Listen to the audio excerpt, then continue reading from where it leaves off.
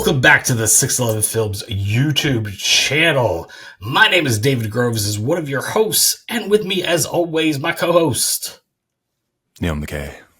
Neil McKay's here, and guess what? We are back in '99. We're going to talk about a movie that came out in the '90s that was directed by Frank Darabont. That was based on a Stephen King story. It was an Academy Award darling, nominated for Best Picture. Right. It's in the top 25, I think, of IMDb Best Movies. And it's not Shawshank Redemption. It is not. Yes, it's The Green Mile. Yes, today we are talking about The Green Mile with Tom Hanks and the late Michael Clark Duncan. But like you said, so many similarities. Oh, that's the other thing I completely forgot. It was a Depression era prison movie. Yeah. Well, it's so many. It's almost like, is this the same movie? Well, it is. It's so interesting because I feel like they are so similar yet so different. Absolutely. I did do a little rewatching of The Green Mile. Like, I saw it way back when. And it's so funny to think of, like, how there's, like, with the Shawshank Redemption, you could see that on TV, and they played on TNT, TBS. If you still have cable, like me, an old fogey, they play it all the time. The Green Mile, you don't see all that much, like, forever.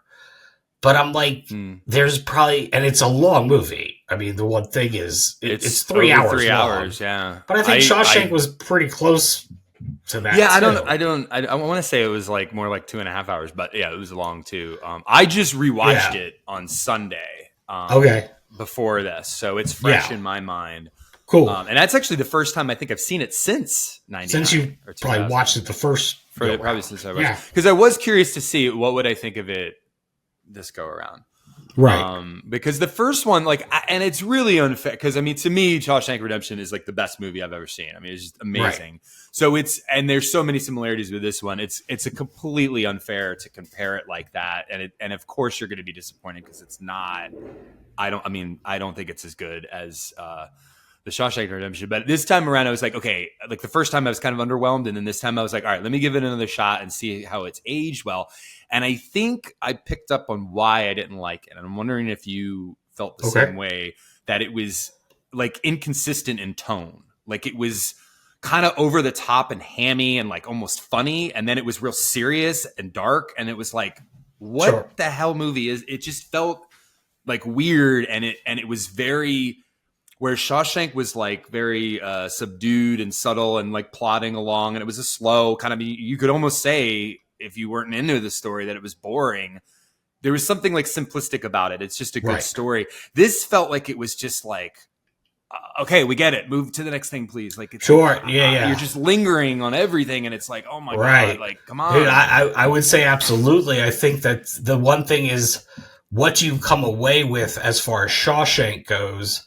Idea of hope, the idea of determination of one man, kind of doing, like, going through the motions of this whole process, life in prison when wrongly convicted, and that ending is like that satisfying thing of like, that was another similarity, a wrongly convicted. Yeah, wrongly convicted, of course. It had a little bit more levity, a little bit more of that, there was like a lot of funny parts to it. And with this, it's like, it's that hope, but you don't know where to put it. It's a heavy movie. Green Mile is such a heavy film.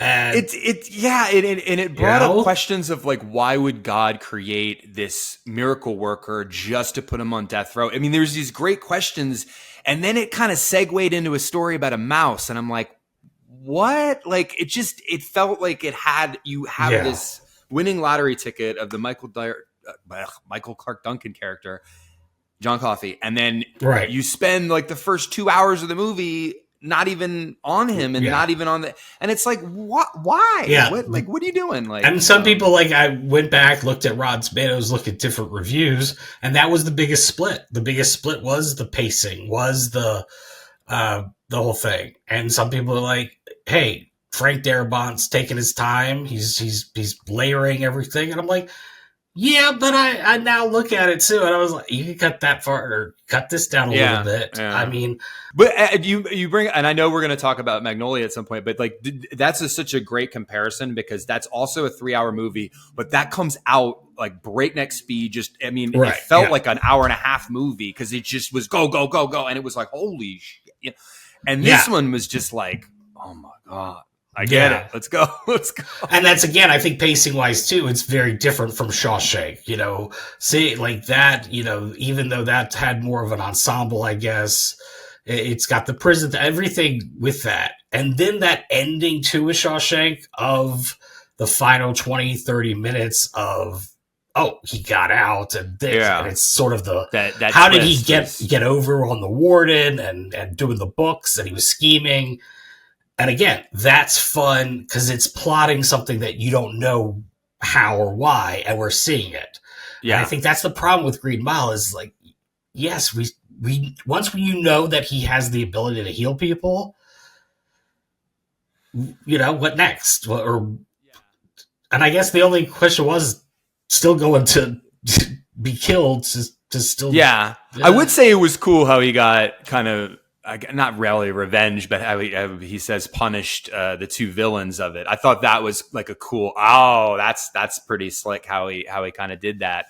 Right, and I even forgot that Sam Rockwell was in this. I was like, oh my god, Sam Rockwell! Like I guess it was before he was kind of a household, like a Yeah, I was going to say, is he a household name? I feel like he's pretty well known, but I don't know if he's like he's pretty well known. I don't remember him. I mean, the big thing was in 2003 when he did the Clooney movie. Dangerous Mind, Confessions of a Dangerous Mind. Yeah, and he did he also did Galaxy Quest, another 99 movie. But he was like, he kind of became like, oh, boom, everybody, you know, he was like very much like in the limelight, like a few years after this. Sure. And then of course he's winning Oscars now and everything like that. But he just like, and that was kind of the problem I had with this movie compared to Shawshank was that he was such a kind of Looney Tunes character. And then by the time they reveal that he's like, you know, a child murderer, I'm like, what? Like, he just seemed like a goofball. And now he's like this dark, you know, rapist. And it's like, can I take, cause he's when the one guy's getting, the French guy, the Cajun guy's getting electrocuted, he's like Sam Rockwell's bouncing off the walls. Like, and it's just like, this is so far fetched and crazy. It's just like, I can't even take this seriously. So that's how I felt like kind of like with his character. And then all the, like the guards and the warden and Tom Hanks were just so like, kind of like, they all just kind of blended into each other. And it was just sort of like, nobody really stands out, you know, it's just sort of, okay.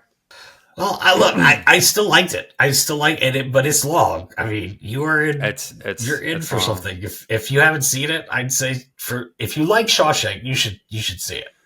Performance wise too. Yeah, and of course, Michael Clark Duncan is great. That was one hell of a performance. Oh yeah, I mean, that was not. I don't know if it was his debut, but that was kind of his like first, you know, role right before like Armageddon. Or like when it came out too, like he was the big guy Armageddon, and then this. But this had a lot more range than just hey, you're the big guy, right? You know, like sure. And it was and I mean, just out of the gate, Academy Award nomination, and he kind of had an interesting story because I think he was like going to play football, and he was like, screw that, I'm going to be an actor, and then.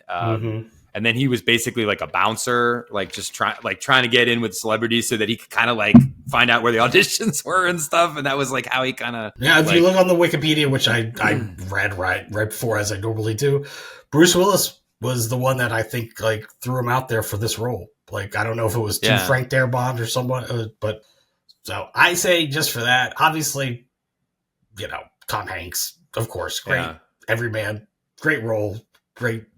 In everything he does, pretty much, but that's what I was like. Check it out. Check it out. And then, and then I think, I can say on record, I've never read the Stephen King book or the Rita Hayworth and the Shawshank Redemption. So I can't comment on if it's true to the book or if the book is I don't think anybody's read his dramas at all. They've all read it. They've all read the horrors, but Cujo, all the horror stuff. Stephen King's. I don't know anyone that's like I read Shawshank and I read Green Mile. But hey, thank you guys for watching this episode of Back in 99. We'll see you again soon. Hey, why don't you give it a like, comment, tell us what you think. Have you seen it? All that good stuff. And we'll see you again in the next episode. Back in 99.